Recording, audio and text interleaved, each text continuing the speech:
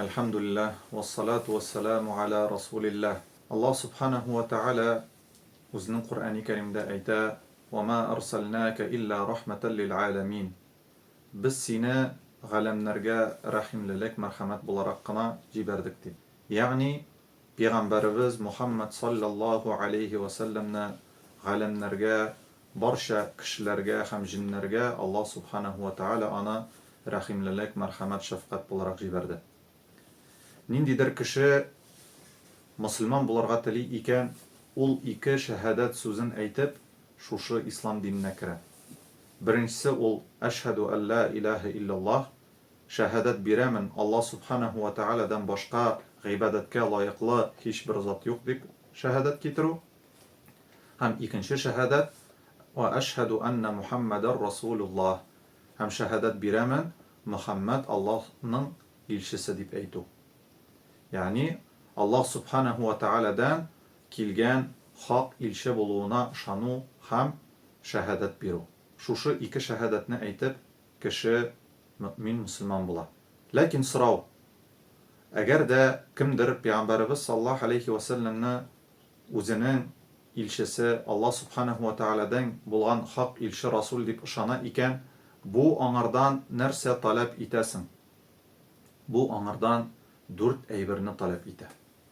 Birinchisi ul siylagan, ul jitkirgan xabarlarga ishonu ham ularni durust deb sanov. Ya'ni payg'ambarimiz sallallohu alayhi va sallam nindidir yashirin aybirlarni bizga jitkira ekan, bo'lsin ul ilki zamonlardagi bo'lgan qavmlar bilan narsadir bo'lgan, nindidir tarixiy voqealar bo'lgan, esa kelajakda nindidir voqealar bo'lacak, qiyomat kuni oldindan nindidir g'alamatlar bo'lacak deb agarda xabar etgan ekan, esa g'aybiy bo'lgan aybirlar Allah subhanahu wa ta'ala haqında, onun isim sifatlari haqında narsadir jitkirgan ekan, yoki qiyomat kunidan so'ng bo'lacak jannat ham jahannamda nindi ne'matlar kishilar ko'rmagan yashirin bo'lgan nindidir xabarlar jitkira ekan, bunga ishonirga tiyishmiz. Chunki u o'zligi bilan qoyandir o'ylab chiqargan aybirni söylemay, balkim Allah subhanahu wa ta'aladan kelgan vahiyni söylaydi. Hamda Allah subhanahu wa ta'ala ona shu sifatlar bilan sifatlab ayta: "Va ma yantiqu anil hawa in huwa illa wahyu yuha." Uldi o'zining nafs havosini erib söylemay, balkim Allah subhanahu wa ta'aladan vahiynigina jitkiradi. Shunga ko'ra biz payg'ambarimiz sallallohu alayhi va sallamdan sahih, durust bo'laroq agarda bizga nindidir xabar, hadis kelib jetgan ekan, onun so'zlari kelib jetgan ekan, biz bunga ishonirga tiyishmiz, sheklanirga tiyish tug'ilmiz.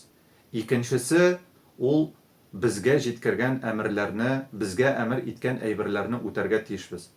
Agarda payg'ambarimiz sallallohu alayhi va sallam bizga narsanidir qo'shgan ekan, buni biz o'targa tiyishmiz. Bizdan buni onun Allah Ta'alaning elchisi, rasuli deb shahadat aytuvimiz talab etadi. Ham uchinchisi, ul payg'ambarimiz sallallohu alayhi va sallam narsanidir tiydi ekan, narsanidir bizga haram deb aytdi ekan, biz bu aybirdan tiyilirga tiyishmiz. Hamda buning haqida Allah subhanahu wa ta'ala ayta: "Va ma ataakumur rasulu fakhuduhu va ma nahakum anhu fantahu." Narsani sizga rasul, Allah Ta'alaning elchisi, haq elchisi Muhammad sallallohu alayhi va sallam olib kelgan bo'lsa, ana olag'iz, ya'ni onun amrina bo'ysunig'iz, va ma nahakum anhu fantahu. Narsadan ul sizni tiygan bo'lsa, onlardan tiyilg'iz, onu qoldirig'iz. Shulay Allah subhanahu wa ta'ala ayta: "May yuti'ir rasula faqad ata'a Allah." Kimdi Allah Ta'alaning haq elchisine Muhammad sallallahu alayhi va sallamga itaat etsa, bo'ysunsa, ul Allah Ta'alaga itaat etgan, bo'ysungan bo'lar dedi. Ham dörtinchisi, ul Allah subhanahu wa ta'alaga g'ibodat qilganda onun yo'li, onun sunnati bo'yicha g'ibodat qilirga tiyishmiz. O'zi bizga ishogan, o'zi bizga ko'nglimizga yotgan ravishli tug'il, yoki abi boboylarimiz uyratib qoldirdi, mana shulay g'ibodat qilam, mana shulay ishlim deb tug'il.